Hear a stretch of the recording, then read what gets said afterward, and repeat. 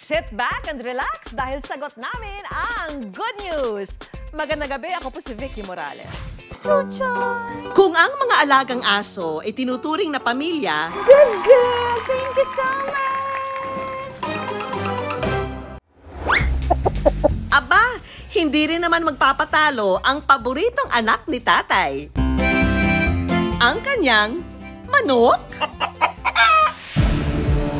Pero paano kung ang paborito ay biglang maglaho? Itay ko po!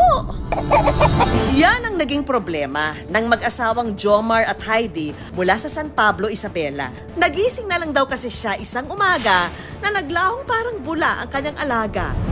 Natural siguro na mag-iisip ka na may kumuhat. Pero wala naman kaming eksaktong taon na pinagbintangan namin na kumuha.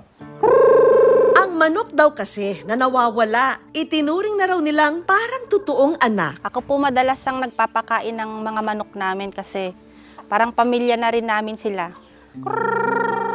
Ang manok kasi, hindi lang niya basta alaga. Inaasahan niya rin para may makain sila. Importante po yan kasi gusto naming magparami ng manok. Tapos nag-iisang lalaki lang po yun na manok namin. So kung wala po yun, wala pong mapoproduce na itlog yung mga manok po namin. Ang itlog kasi nito, ginto kung kanilang ituring. Hindi para ibenta ha, kundi para gawing ulam. Dahil sa taas ng mga bilihin. Kaya abot-abot daw ang kanilang pag-aalala dahil baka nga manok na alaga, natinola na. Mabuti na lang at makalipas ang 5 araw, ang kapitbahay nila na si Albert Bulan. Kumatok, bit-bit ang nawawala nilang manok.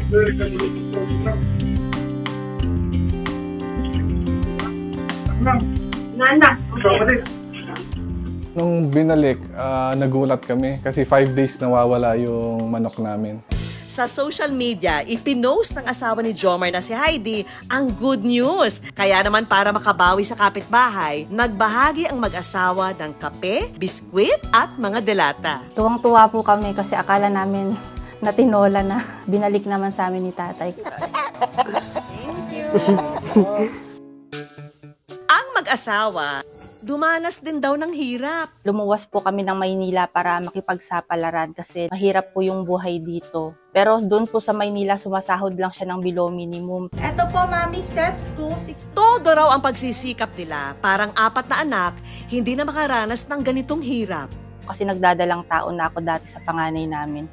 Sabi ko, paano kaya kung lumabas tong baby namin, mas kakapusin kami. Kaya sabi ko, gagawa ako ng paraan para magka-extra income.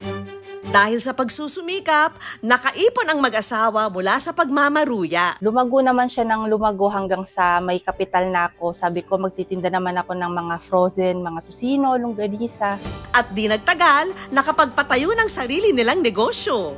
Tiba-tiba na nga raw ang kanilang mga tindahan. Nakapundar na kami ng lupa, bahay, sasakyan. At ang maliit na regalo na kanilang ibinigay sa nagsoli ng kanilang manok, malaking bagay sa kanilang kapitbahay na si Albert Bulan. Nagpasalamat na inikan nakti pagkain. Hirap din daw kasi sa buhay sina Albert at ang kita sa pagpapastol hindi sumasapat sa mga pangangailangan ng pamilya. Pinagbiag mitatan okay mitin. Mga kami mitin mamintalo tumay sal daw. Madalas daw talagang tumambay ang manok ng kapitbahay sa bakuran na kanyang pinagtatrabahuan. Nakita ko siya dito sa taas. Kinuha ko. Pero si Albert, hindi raw nagdalawang isip na isoli ang manok sa kapitbahay. Hamin bagi, sublimit yung maging bagi.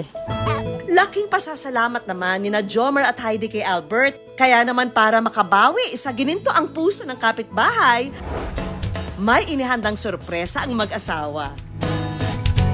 Eto na ang good news, Albert! Mula kina Jomar at Heidi, grocery items para sa inyong buong pamilya. Tanggapin niyo po itong munting handog namin na grocery bilang pasasalamat po.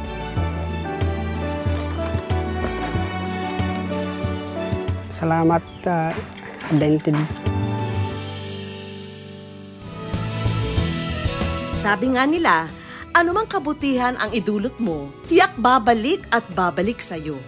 Naway magsilbi itong inspirasyon sa atin na magmalasakit sa iba at patuloy na magbahagi ng biyaya sa kapwa.